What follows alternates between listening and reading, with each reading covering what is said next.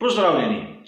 Zopet je sreda in že 25. zapovrstjo se bomo ukvarjali s komentarji tistih dogodkov, kateri so se zgodili v prejšnjem tednu.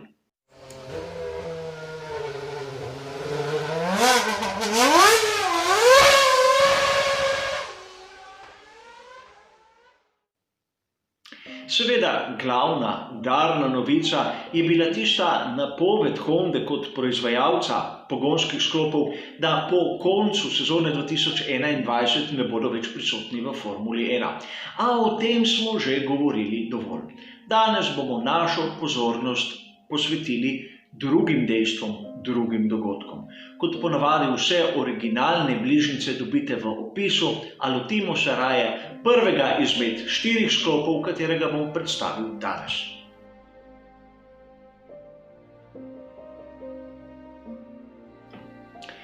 Izjemno zanimiva, a malce spregledana novica je tista, katera se je dotaknila prehoda informacij med raznimi ekipami. Namreč na spletni strani RaceFans 5. oktobra smo lahko zasledili članek, kjer so navedli, da so pri Renaultu naslovili kar dolgo pismo na FIA ter spraševali dobesedno, kje so tiste meje, kako lahko informacije prehajajo od ene ekipe k drugi.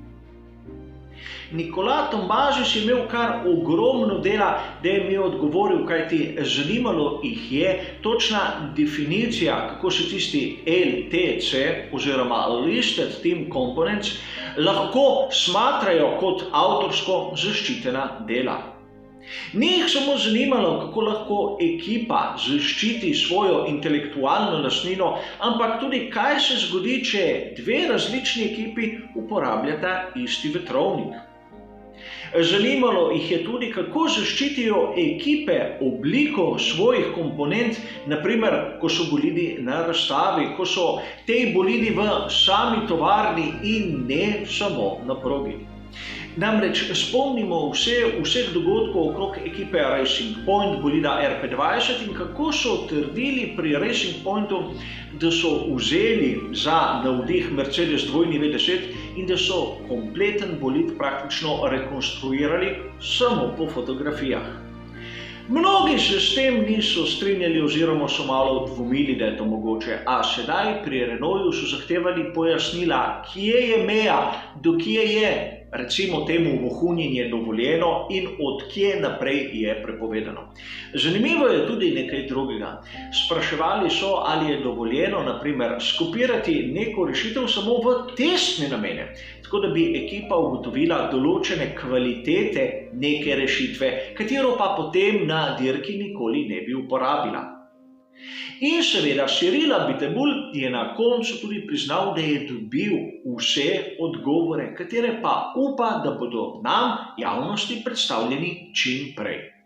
In priznam, da z velikim zanimanjem čakam na te odgovore, da bo tudi nam, navadnim navdušencem, jasno, kje so meje kopiranja v sodobni Formuli 1.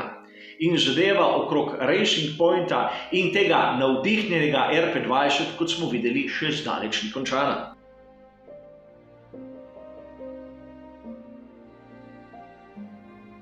V drugem sklopu se bomo pa ubadali z izjemno zabavno temo.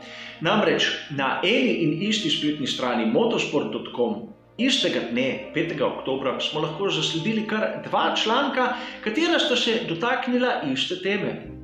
Ali se določeni vozniki, kateri so prestopili za naslednjo sezono, kesajo nad svojo izbiro. In v prvem članku so se dotaknili Daniela Ricciarda. Ta bo prestopil iz tovarniške ekipe Renault v McLaren.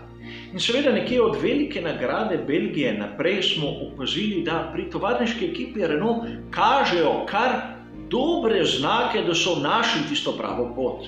A Daniel Ricciardo se ne kesa, ve, da je naredil prav in tu se strinjam z njim, kajti čeprav pri tovarniški ekipi Renault kažejo znake, da so na pravi poti, še vedno niso tako dobri kot pri McLarenu. Čeprav pri McLarenu v zadnjih dirkah smo videli malce slabšo formo, gre tudi konfiguracija prog praktično malce bolj na roke tovarniške ekipi Renaulta.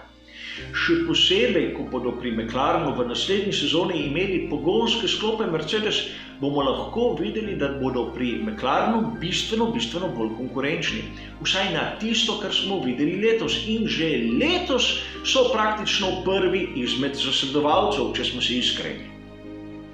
A drugi članek je še v bistvu bolj zanimiv, kajti sprašuje se, če se je Carlos Sainz mlajši začel kesati, ker je prestopil k Ferrariju iz že prej omenjenega McLarena. In tu je Carlos Sainz pokazal veliko mero stila. Povedal je, da take navedbe, ki jih bere po raznih medijih, po raznih forumih, ga izjemno zabavajo.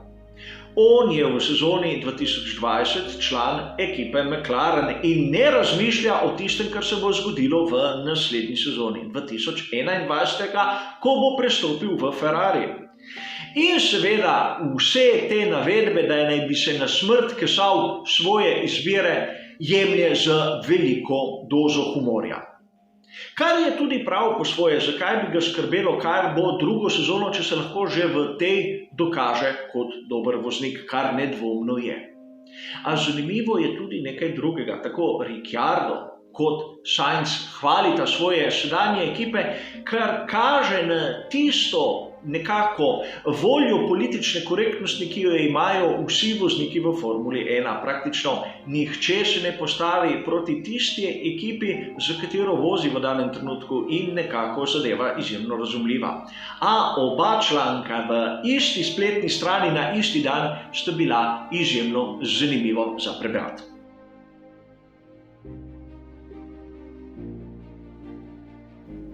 V tretjem sklopu se bomo malce ustavili v preteklosti, da bomo bolje videli v prihodnost.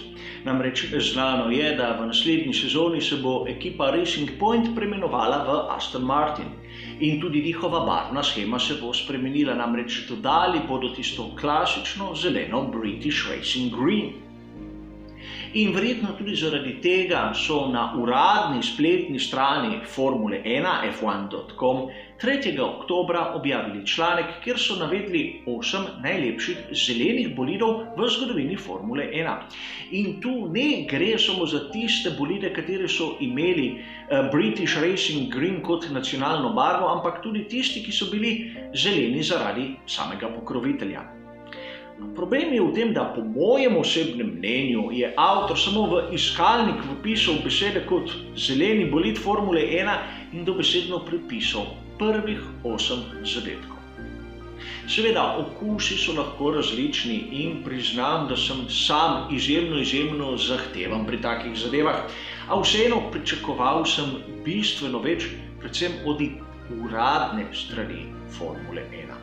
Namreč v tisti osmerici je kar nekaj primerov, kateri po mojem osebnem mnenju tja ne sodijo.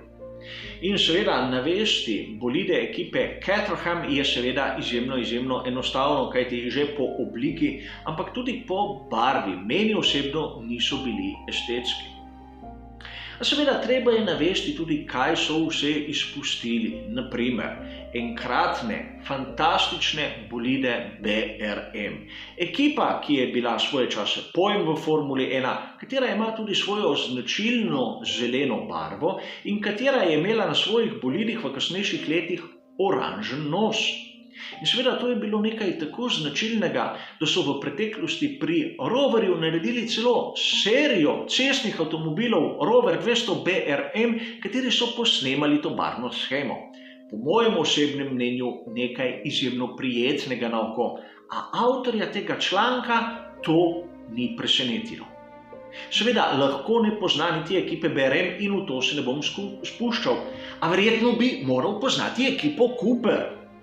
In tudi Cooper je imel prav svoje posebno barvno shemo na osnovi British Racing Green zelene. Namreč temnozeleno s tistima dvema izjemno estetskima belima črtama na nosu.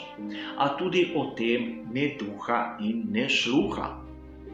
Seveda objavil je tisto sliko, kjer vidimo Aston Martina iz začetka zgodovine Formule 1, a zakaj se ni ustavil naprimer pri tistem temno-zelenem Ferrariju, imenovanem Thin Wall, iz katerega se je razvil potem One Wall, katerega citira. A seveda zopet neka zapletena zadeva, katera je daleč od tistega, kar bi pričakovali od nekoga, ki samo prepiše iz iskalnika verjetno.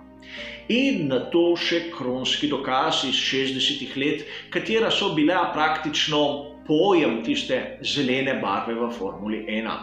Namreč citira Lotus 25 kot tisti Lotus, prvi Lotus, ki je imel rumeno črto na temno-zeleni podlagi. Kar je res, a po mojem osebnem mnenju, Lotus 25 še zdaleč ni tako lep, še zdaleč ni tako skladen kot Lotus 49, kateri je izgledal malce lepše. In če pogledamo, lahko vidimo, da predvsem na nosnem delu so bile stvari bistveno bolj dodelane, bolj skladne, bolj estetske, ni bila samo neka rumena črta postavljena tja.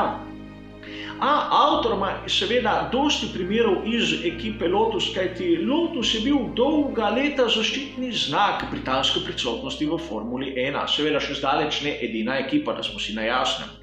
A citira verjetno enega izmed najslabših primerov, ki so ga lahko naredili, tistega iz leta 1979, ko so na British Racing Green dobesedno nekako nalepili tiste črte pokrovitelja Martini. Po mojem osebnem mnenju nekaj negledljivega. A pustimo to in pojdimo naprej. Seveda avtor citira tudi ekipo Benetton, posebej tisti bolidi iz leta 86, kjer je Benetton zelen zaradi Benettona. A bolid, po mojem mnenju, zopet negledljiv. In seveda ne more mimo tistega Jordana 191, prvega Jordana, ki je debitiral v Formuli 1 v barvni shemi 7up. A prav naslednje leto smo videli Lotusa, kateri je bil po barvi in po mojih estetskih okusih bistveno lepši, Lotus 107, a o njemu ne duha ne sluha. Seveda imamo potem citiran Jaguar, imamo citirana že prej povedanega Caterhama in tako naprej. A vidi se, da avtor, ko je pisal ta članek, še zdaleč ni zajel vseh tistih prelepih, fantastičnih bolidov, kateri so bili zeleni. Zgleda, da je naredil prispevek izjemno hitro.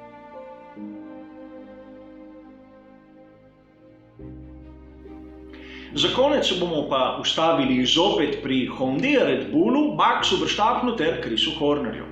In vem, nenadno sporočilo Honde, da po koncu sezone 2021 ne bo več v Formuli 1, je bilo obdelano že v drugem prispevku. Tudi v ostalih virih ste se lahko nabrali, nagledali, poslušali raznih prispevkov, ki so obdelovali to temo. Zato se bom danes temu tu izognil, kot sem že povedal na začetku.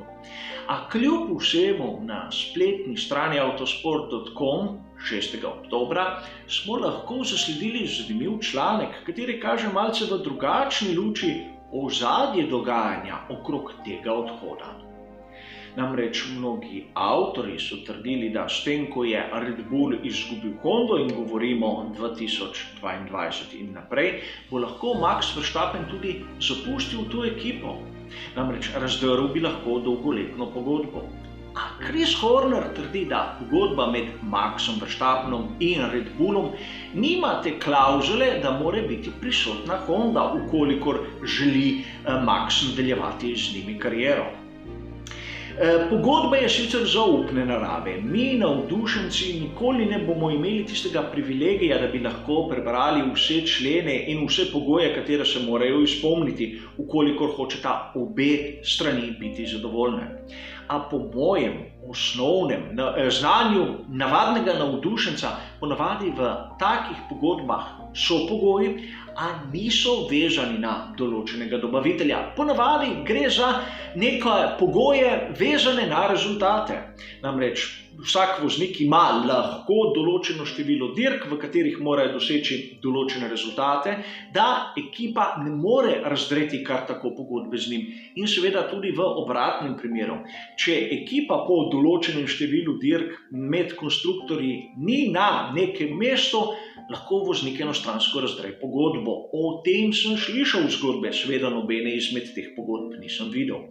A to, da bi bil pogoj prisotnost določenega dobavitelja pogonskih sklopov, je nova. Seveda, poleg tega, da je Chris Horner zaprl usta nekim snovalcem nebuloz, je povedal še nekaj izjemno zanimivega. Namreč povedal je, da do prve spremembe pogonskih sklopov in govori o sezoni 2026 ne vidi tega, da bi nekdo nov vstopil v svet Formule 1. Namreč slišali smo ogromno špekulacij, celo do tega, da nekdo iz koncerna Volkswagen, Barry Porsche, bi bil pripravljen vstopiti na mesto Honde. Razni viri, ki se ukvarjajo s svetom Formule 1, so polni takih in drugačnih zgodb in Chris Horner je nekako skušal postaviti stvari na svoje mesto. A vseeno tudi Chrisu Hornerju slepo zaupati mislim, da ni pametno. Zato vzemimo ta članek na vednost, spravimo si ga nekam v podzavest, kajti v prihodnjih mesecih bomo videli, kako se bodo stvari odvile. Seveda, to je bil tudi zadnji del tega tedenskega komentarja novic iz sveta Formule 1. Hvala za vašo pozornost in nasvidenje.